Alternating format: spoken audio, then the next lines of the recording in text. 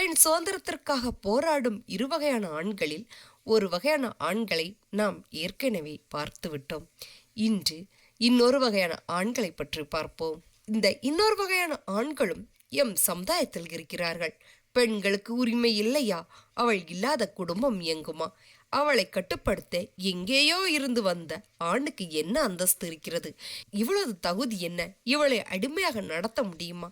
அவருக்கு உள்ள அதிகாரம் அவளுக்கும் உண்டு. பெண்கள் என்ன கையால் ஆகாதவர்களா? கேலி பொருட்களா?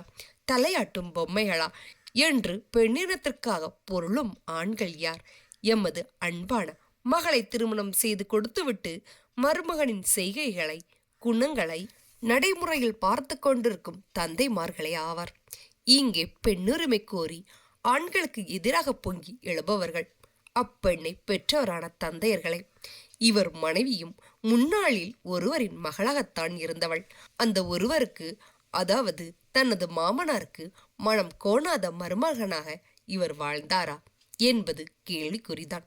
மகளுக்காக பெண்ணுரிமையை முன்வைப்பவர்களும் சகோதரிக்காக பெண்ணுரிமையை நாடுபவர்களும் என்ற இரு தரப்பினருமே நமது சமுதாயத்தில் குடும்ப கூட்டுக்கள் தலைக்காட்டி மறைகிறார்கள். சுதந்திரம் கிடைத்த நம் திருநாட்டில் பெண்களுக்கு எப்பொழுது சுதந்திரம் கிடைக்குமோ?